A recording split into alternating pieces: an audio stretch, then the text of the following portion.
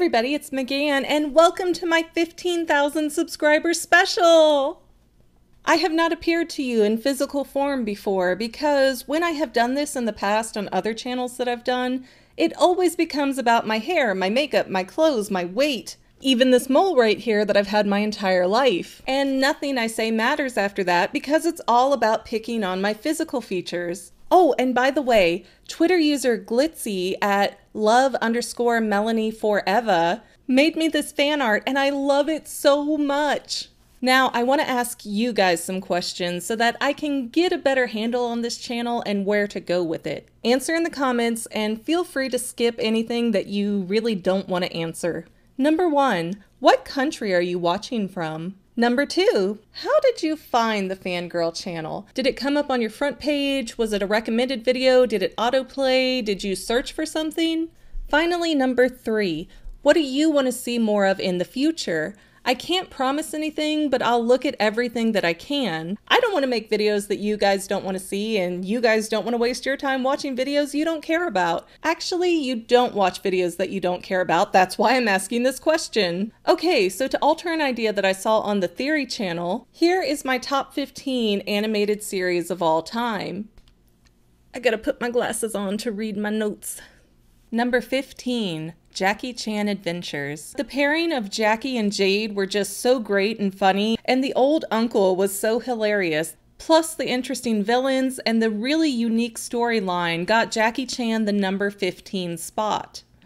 Number 14, Adventure Time! This creative, zany, goofy show really won my heart as soon as I got to hear the dialogue. And after the conversations between the characters got me hooked, I got addicted to this slowly revealing storyline that just comes out in little piece fragments all over the place. Number 13, Bob's Burgers. While Fox does have a lot of animated shows under their belt, Bob's Burgers really won me over because of, well, Jean, Louise, and Tina. Basically, my middle child is a combination of Louise and Jean mixed together, and my oldest, even though he's a guy, is Tina. I mean, he even goes around, it's so Tina. And they're so funny and good together. It's just a really fresh show that I enjoy. Number 12, Aeon Flux.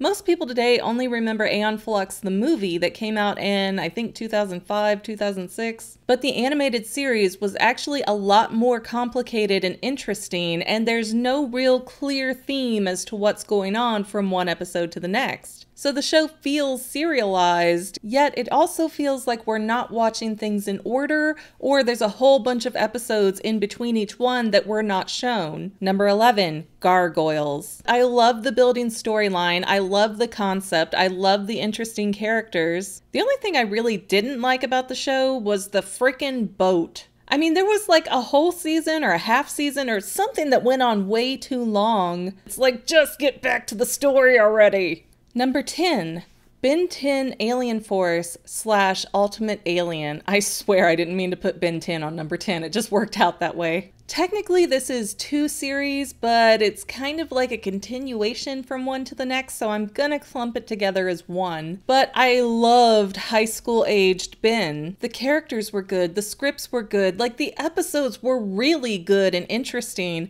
so it has a spot in my heart forever in the number 10 slot. Number 9, Madoka Magica. And I know there's actually a longer title to that, but I'm not even gonna try to pronounce that. And what I really like about Madoka is how compacted the story is. There's no filler like you get in a lot of other animes. And the intro to that series is really a kick in the face because you think you're gonna get some cutie little Sailor Moon spinoff, but instead you get witches killing little girls.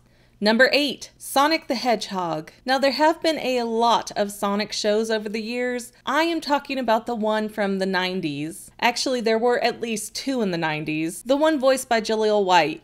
Wait a minute, I think they were both voiced by Urkel. Okay, there was the really, really campy one that was like Sonic and Tails, and they were always being chased by a robotic chicken and groundhog or something. And then there was the more serious one that had a little bit of serialization to it, and that's where they were the freedom fighters and they were trying to destroy stuff going on that Robotnik was building, and it was really dark and engaging and interesting. Much more so than any other Sonic series I've ever seen. Number 7, Archer. The dialogue is amazing in this series, the animation is very stylistic, and come on, H. John Benjamin, no contest. Number 6, Batman the Animated Series. I know, again, there have been quite a few different Batman shows. This was the original one, the one from the 90s. And this was really my first introduction to Batman and superhero stuff, and I absolutely adored it.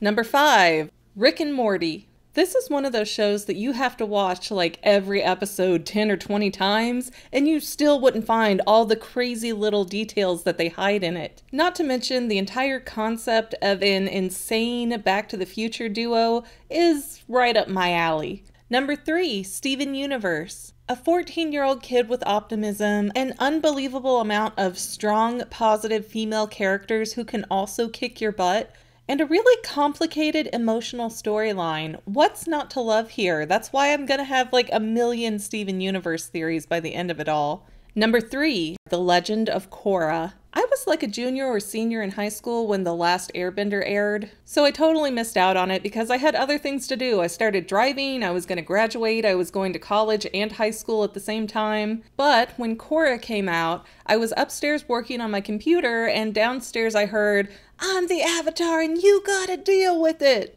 And I was like, "Eh, what's this?" And I went down and I instantly got hooked on it. Korra is older, it's more of a mature show, she kind of dates, she has different problems, and the writers did not hold back any punches in the storyline, so it's really good and rich and complicated, and I love it. Number 2, Reboot. I'm gonna know who in Canada watches me really quick because those are the only people that actually know what Reboot is anymore. It was a Canadian show. It was the first CGI show that was on TV every week, and it was absolutely amazing. It was about the people who live in your computer, and when the user plays a video game, they go into it and fill the NPC roles. Number 1, The Venture Brothers. This was another series where at first glance, I kind of skipped right over it. I was like, oh, the retarded Hardy Boys, who cares about that? And then at one point it ended up coming on when I wasn't paying attention and I started hearing the dialogue